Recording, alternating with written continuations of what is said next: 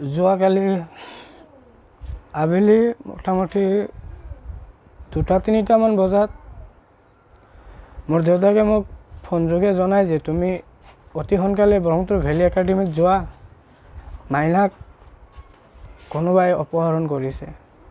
তো মই তৎক্ষণাৎ গ'লোঁ, মাইনাক ফোন কৰিলোঁ, ফোনটো অফ পালোঁ। তাৰপিছত মই দেউতাক আকৌ ফোন কৰিলোঁ যে আব্বা আপোনাক কোনে কৈছে? পিছত ক'লে যে আমাৰ গাঁৱৰে এজন ড্ৰাগছ ব্যৱসায়ী, এই নিচাজাতীয় বস্তুৰ লগত সি এনি টাইম জড়িত থাকে। তো আব্বাক ফোনযোগে কৈছে, মোৰ ভণ্টিৰ কথা কৈছে যে আপোনালোকে চিন্তা কৰিব নালাগে, আপোনালোকৰ ছোৱালী মোৰ তাত আছে, আৰু যদি আপুনি ঘৰত যায় বেছি হাল্লা কৰে পৰিস্থিতি বহুত ভয়াৱহ হ'ব, আৰু প্ৰাণে মাৰাৰ ভাবুকি দিছে আব্বাকো উইথ আমাৰ ফেমিলি। তাৰপিছত আমি গৰৈমাৰী থানাত তৎক্ষণাৎ FIR দিব গ'লোঁ। FIR দিব গ'লোঁ, মাত্ৰ তেতিয়া 3টা বাজিছিলে। FIR দিব গৈছিলোঁ। OC ছাৰে, সমৰজ্যোতি ডেকা OC ছাৰে তেওঁৰ বাৰ্থ চাৰ্টিফিকেট লাগে, এই FIRৰ লগত বাৰ্থ চাৰ্টিফিকেট লাগে। এজন ছোৱালী আৰক্ষী বিষয়া আছিলে তাতে। মই ক'লোঁ বাইদেউ বাৰ্থ চাৰ্টিফিকেটটো লগত নাই, ঘৰত আছে, আধাৰ কাৰ্ডটো দিলে হ'বনে? কয় হ'ব, লৈ আহা, প্ৰিণ্ট কৰি লৈ আহা। পিছত আধাৰ কাৰ্ডটো প্ৰিণ্ট কৰি লৈ আহিলোঁ। OC ছাৰে ক'লে মই যিটো কৈছোঁ সেইটোৱে, তোমালোকৰ মতেতো নহ'ব, মই কোৱা মতে। তাৰপিছত দেউতাকক আকৌ গৰৈমাৰীৰ পৰা 7-8 কিলোমিটাৰ দূৰত ঘৰত আহিলে, বাৰ্থ চাৰ্টিফিকেটখন লৈ গ'ল। তাৰপিছত FIRটো ল'লে। আমি পুলিচক বাৰম্বাৰ ৰিকুৱেষ্ট কৰিছোঁ যে ছাৰ এতিয়ালৈকে ল'ৰাটোৰ মোবাইল অন আছে, এতিয়ালৈকে অন আছে, কিন্তু আমাৰ গৰৈমাৰী থানাৰ আৰক্ষী বিষয়া মহোদয় হাফ পেণ্ট পিন্ধি গৰৈমাৰী থানাৰ ভিতৰতে ক্ৰিকেট খেলত ব্যস্ত। এনেকুৱা এটা ঘটনা দিন দুপৰতে নিচেই গৰৈমাৰী আৰক্ষীৰ ওচৰতে এজনী ব্যক্তিগত খণ্ডৰ হ'লেওতো এজনী শিক্ষয়িত্ৰী হয়, শিক্ষক, যিয়ে নেকি মমবাতিৰ দৰে পোহৰ বিলায়। আৰু কি ক'ম, অতি দুৰ্ভাগ্যজনক ঘটনা। মোৰ এটা ভণ্টিয়ে আছিলে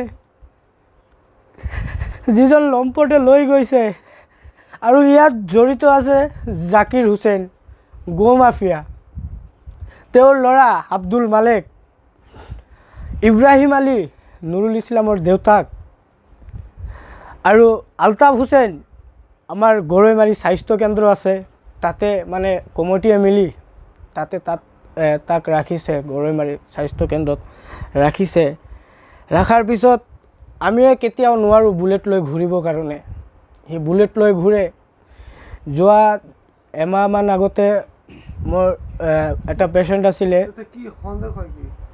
সন্দেহ হয় মানে সিহঁতে অপহৰণ কৰিছে, আৰু সিহঁতে গোটেইখিনি কথা গম পায়, সিহঁতে গোটেইখিনি কথা জড়িত।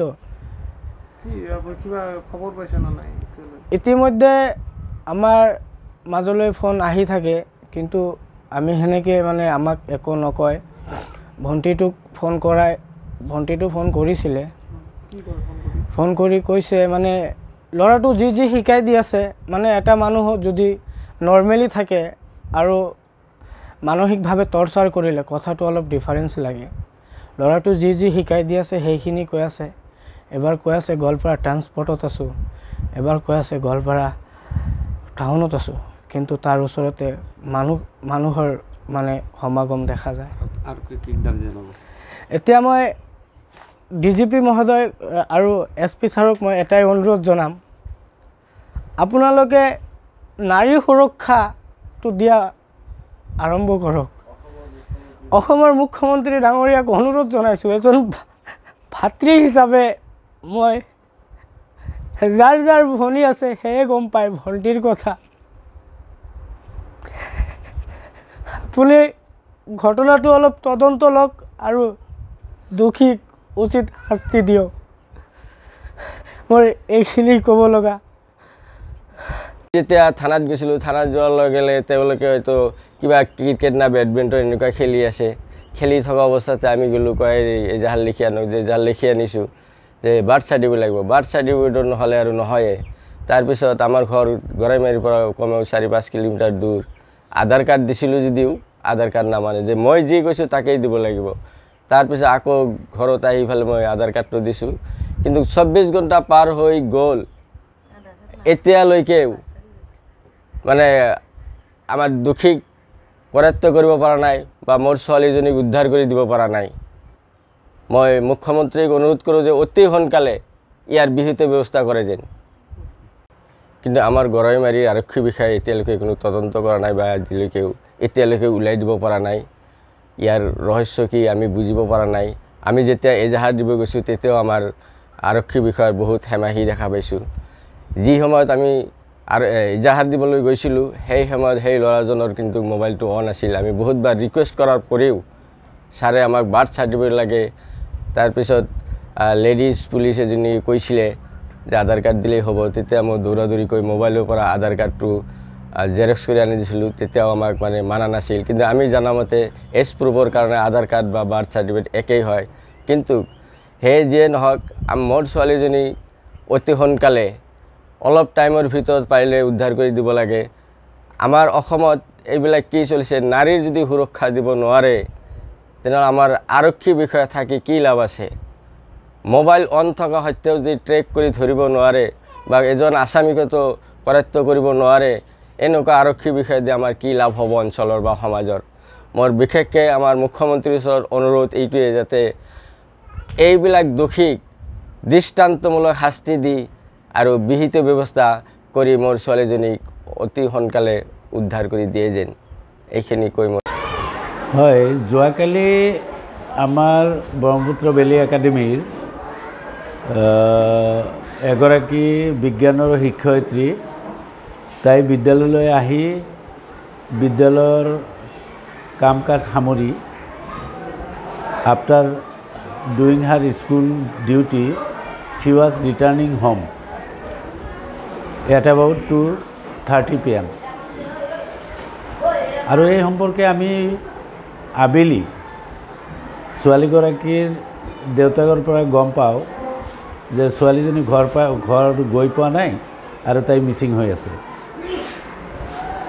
তাৰপিছত দেউতাকে ক'লে যে তাৰে কেইজনমান লোকেল ল'ৰাই ছোৱালীজনীক অপহৰণ কৰা বুলি আমাক জনালে আৰু তাইক এই কালপিটছৰ হাতৰ পৰা উদ্ধাৰ কৰাৰ কাৰণে ছোৱালীগৰাকীৰ দেউতাই ইতিমধ্যে গৰাইমাৰী আৰক্ষী থানাত এটি গোচৰ দিছে আৰু আমি বিদ্যালয়ৰ কৰ্তৃপক্ষৰ তৰফৰ পৰাও আমি ছোৱালীজনীক এই কালপিটছৰ হাতৰ পৰা অনতিপলমে উদ্ধাৰ কৰাৰ কাৰণে আৰু দুষ্কৃতিকাৰীক শাস্তি দিয়াৰ কাৰণে আমি ইতিমধ্যে থানাক আমি অনুৰোধ জনাইছোঁ অৱগত কৰিছোঁ আৰু এতিয়ালৈকে ছোৱালীজনী বা শিক্ষয়িত্ৰীগৰাকী এতিয়ালৈকে মিচিং হৈ আছে গতিকে আমি জোৰ তদন্তৰ জৰিয়তে আমি সেই শিক্ষয়িত্ৰীগৰাকীক উদ্ধাৰ আৰু যিসকলে এই কাণ্ডৰ লগত জড়িত আইনৰ জৰিয়তে তেওঁলোকক শাস্তি দিয়াৰ ব্যৱস্থা কৰিব লাগে শিক্ষয়িত্ৰী এজনক মানে এনেকুৱা অপহৰণ কৰি লৈ যোৱাটো ইহঁতৰ আচলতে নিৰাপত্তাহীন নিৰাপত্তা হেৰি নাই নেকি হয় এইটোতো এটা সমাজৰ কাৰণে বৰ দুৰ্ভাগ্যজনক কথা যে শিক্ষক শিক্ষয়িত্ৰীসকল হ'ল সমাজ গঢ়াৰ ৰাজহাড় বা সমাজৰ মেৰুদণ্ড সেই শিক্ষক বা শিক্ষয়িত্ৰীকেই যদি এই দুৰ্বৃত্তই অপহৰণ কৰে তেতিয়াহ'লে আমাৰ সমাজৰ কাৰণে ই এটা বেয়া মেছেজ আৰু হয়তো আমি নিৰাপত্তাহীনতাত সঁচাকৈ আমি ভুগিব লগা হ'ব গতিকে এই সম্পৰ্কে প্ৰশাসনে যথেষ্ট ব্যৱস্থা ল'ব বুলি আমি আশাবাদী